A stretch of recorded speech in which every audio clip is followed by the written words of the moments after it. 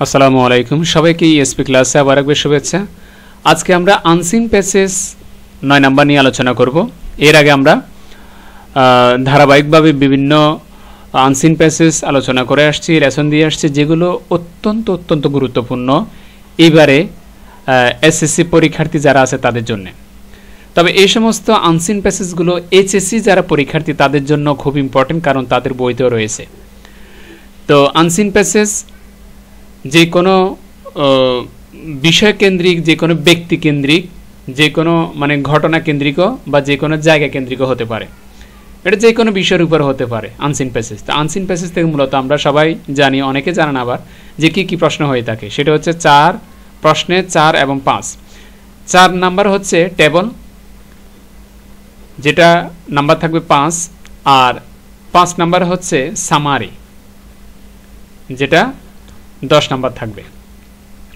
তা আমরা অনেকে কি করি, এই অনুচ্ছেদটা মানে আনসিন প্যাসেজটা পড়ার পরে এখান থেকে মেন যে লাইনগুলোর ভিতরে গুরুত্বপূর্ণ কথা রয়েছে ওই লাইনগুলো তুলে দিই আমরা, মানে সামারি লেখা হিসাবে। কিন্তু এটা সম্পূর্ণ রং। এটা যদি কোনো স্টুডেন্ট করে, এই সামারিতে যদি 10 নাম্বার থাকে, এই 10-এর ভিতরে সে পাবে 3 অথবা 4, এটা শিওর। আর যদি সে নিচ থেকে লেখে, অর্থাৎ সে এই পুরো অনুচ্ছেদটা পড়বে, পড়ে বুঝবে, বুঝে নিচ থেকে সে বুঝে লিখবে, অন্য কোনো সহযোগিতা না নিয়ে, শুধুমাত্র এটার আলোকে। কোনটা? এই যে আনসিন প্যাসেজটা সে পড়লো, লাইন বা লাইন বুঝে পড়লো, এই বুঝে পড়ার পরে সে আসলে কতটুকু জানলো, এটার উপর নির্ভর করে সে নিচ থেকে কি লিখতে হবে।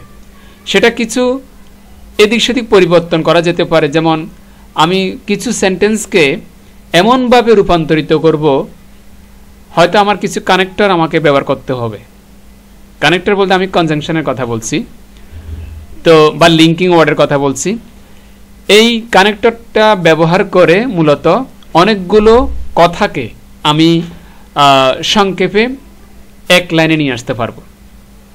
তো এটা আমরা প্রত্যেকটা লেসন যখন আমরা আলোচনা করে আসছি আনসিন প্যাসেজের সামারিটা লেখার ক্ষেত্রে আমরা বলে আসছি, আজকেও সেমভাবে বলে দিব। আর শর্টকাট উপায়ে তোমাদের 5 থেকে 6 লাইন, যেটা সামারির ভিতর মূল কথা চলে আসবে, তোমরা ওইভাবে অবশ্যই লিখতে হবে। চলো মেন কথায় আমরা চলে যাই, মেন আলোচনা চলে যাই। আজকে সামারিটা হচ্ছে শেরেবাংলা স্যারকে নিয়ে। Sherebangla is one of the most popular leaders of Bangladesh. Sherebangla ছিলেন একজন বাংলাদেশের জনপ্রিয় যে সমস্ত নেতাগুলো ছিলেন তাদের ভিতরে একজন। He was born in 1873 at Chakor in Borishal. উনি বরিশালের চকরে 1873 সালে জন্মগ্রহণ করেছিলেন। His father Muhammad Wajid Ali was a famous lawyer. তার বাবা ছিলেন একজন বিখ্যাত আইনজীবী যার নাম Mohammad Wajid Ali. He passed the entrance examination and went to Kolkata for higher studies. তিনি পরীক্ষায় পাশ করার পরে উচ্চতর ডিগ্রি নেওয়ার জন্য উনি কলকাতায় চলে যান। At the age of 22, he passed the MA and was placed in the first division. মাত্র 22 বছর বয়সে উনি MA পাশ করেন, পাশাপাশি যে পাশটা ছিল ফার্স্ট ডিভিশনে, প্রথম বিভাগ। After 2 years, 2 বছর পরেই he obtained BL degree with distinction and joined the bar. 2 বছর পরে উনি বিএল ডিগ্রি লাভ করেন বা অর্জন করেন। এরপরেই উনি বার কাউন্সিলে যোগদান করেন একজন আইনজীবী হিসাবে। At the age of 33, he was appointed deputy magistrate. মাত্র 33 বছর বয়সে উনি একজন ডেপুটি ম্যাজিস্ট্রেট নিয়োগপ্রাপ্ত হন। He resigned his post in 1912 due to difference of opinion with government. সরকারের সাথে বিভিন্ন মত পার্থক্যের কারণে 1912 সালের দিকে উনি এই পোস্ট থেকে, এই পদ থেকে পদত্যাগ করেন, রিজাইন দেন।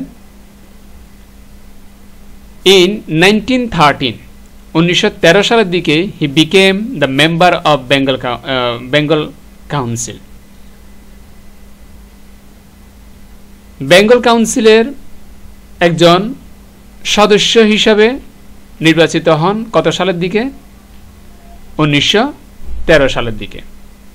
ইন 1915 দিকে he defeated Khawaja Nazimuddin miserably in the election of Patuakhali.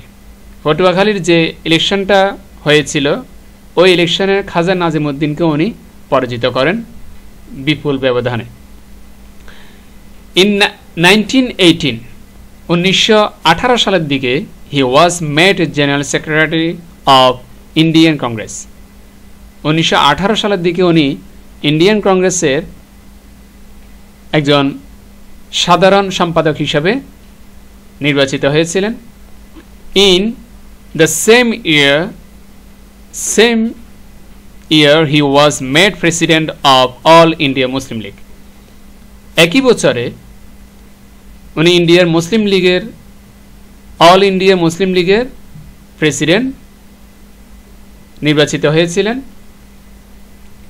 এরপর he was the chief minister of Bengal. সে বাংলার মুখ্যমন্ত্রী ছিলেন। ইন 1924 1924 দিকে he established many educational institutions in Bengal as an education minister. 1924 দিকে উনি শিক্ষামন্ত্রী হিসাবে, বাংলার শিক্ষামন্ত্রী হিসাবে অনেকগুলো শিক্ষা প্রতিষ্ঠান উনি প্রতিষ্ঠা করেছিলেন। He was the mayor of Kolkata Corporation in 1935 to 36। পরবর্তীতে 1935 থেকে 36 সালের দিকে উনি কলকাতা সিটি কর্পোরেশন যেটা রয়েছে ওইটার মেয়র হিসাবে দায়িত্বে ছিলেন। ইন 1937 1937 দিকে he was the first elected prime minister of Bengal. 1937 দিকে উনি বাংলার প্রধানমন্ত্রী হিসাবে, প্রথম প্রধানমন্ত্রী হিসাবে নির্বাচিত হন। On 23rd March 1940 he proposed his historical Pakistan resolution in Lahore Conference of Muslim League। 1940 দিকে 23 মার্চ উনি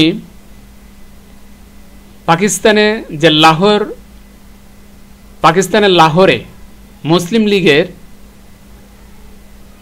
লীগের হয়ে পাকিস্তান প্রস্তাব উপস্থাপন করেন, ঐতিহাসিক পাকিস্তান প্রস্তাব উপস্থাপন করেন।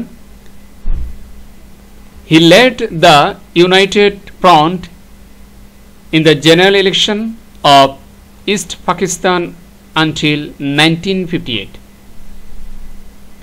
1958 সাল পর্যন্ত উনি পূর্ব পাকিস্তানের সাধারণ নির্বাচনের যুক্ত ফ্রন্ট হিসাবে কাজ করেছিলেন। He died at the age of 89। মাত্র বলা যাবে না, অনেক বয়স হয়েছে। 89 বছর বয়সে উনি শেষ নিঃশ্বাস ত্যাগ করেন।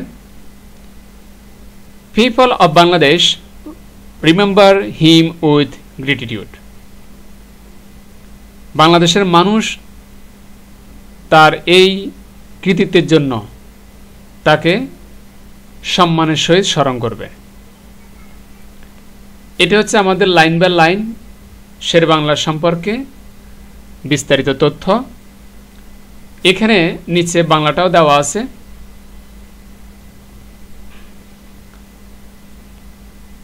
এরপর আমরা আলোচনা করব এই অনুচ্ছেদ থেকে প্রথমে যে প্রশ্নের উত্তর করতে হবে সেটা হচ্ছে টেবল। 4 নাম্বার হচ্ছে টেবল। এই টেবলটা সিলেট বোর্ডে 2024 সালে আসছে, খুব গুরুত্বপূর্ণ। চলো আমরা টেবলটা কমপ্লিট করি। এখানে রয়েছে অ্যাজ নন, উনি কিসের জন্য পরিচিত ছিলেন? One of the greatest leaders of Bangladesh.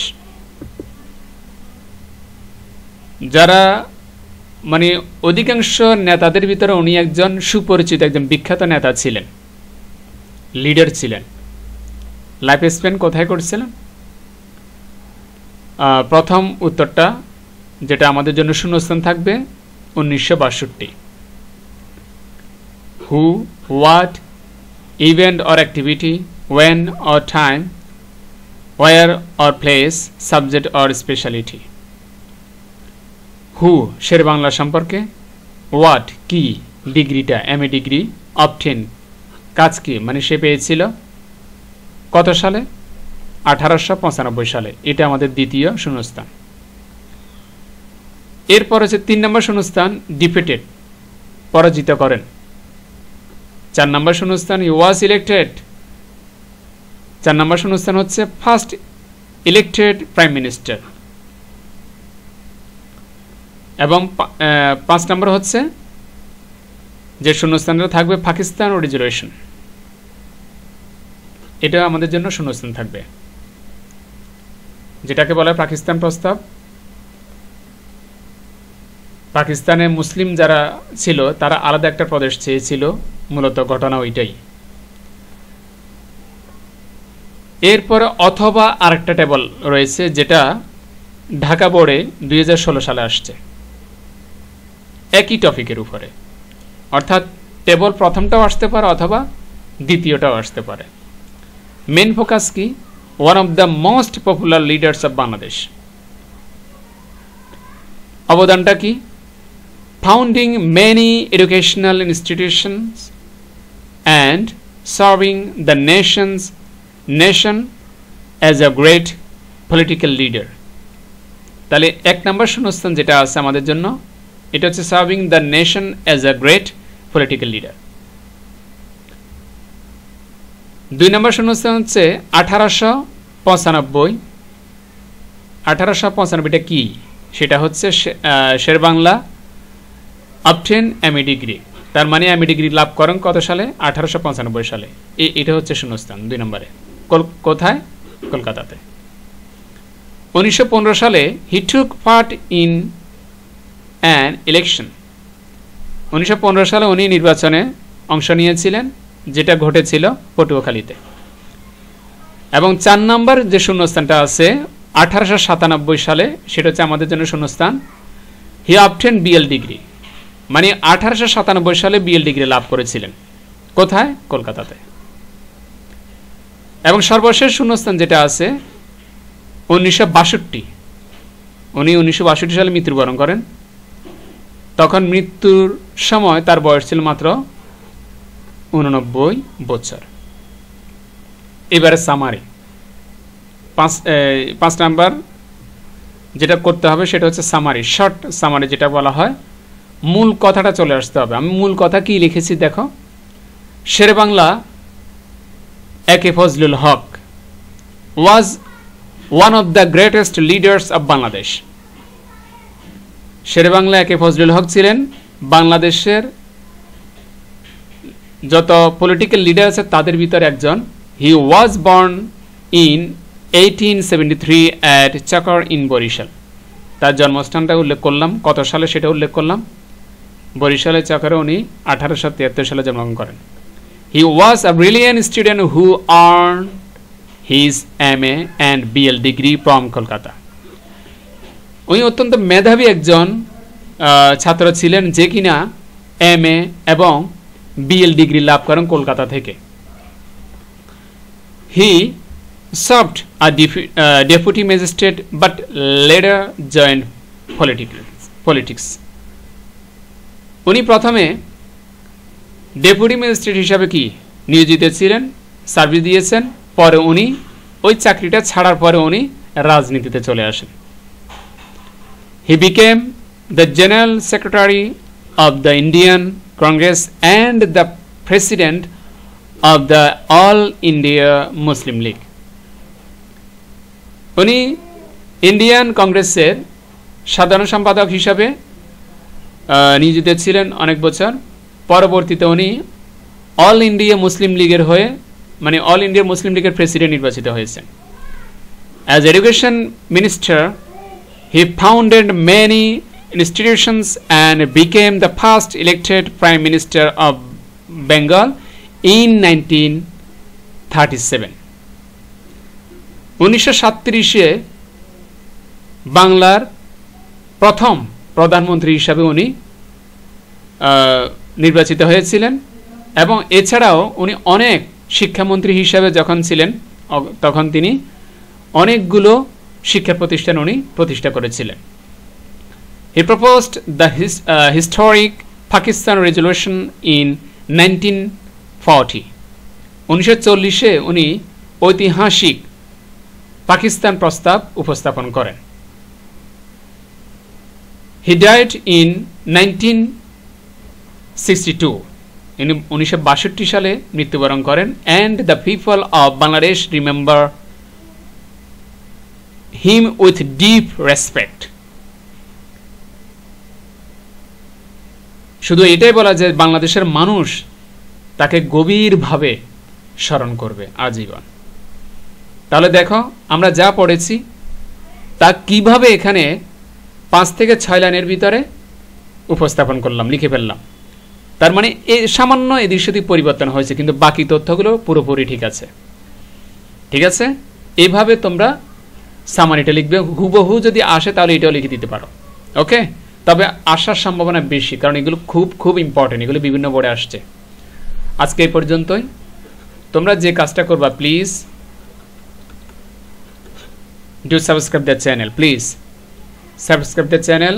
আমি আবারও বললাম, যাতে করে নেক্সট যে টপিকটা নিয়ে আমি লেসন দিব সেটার নোটিফিকেশন তুমি পাও। আজকে পর্যন্তই। খুদা হাফেজ। আসসালামু আলাইকুম ওয়া রাহমাতুল্লাহ।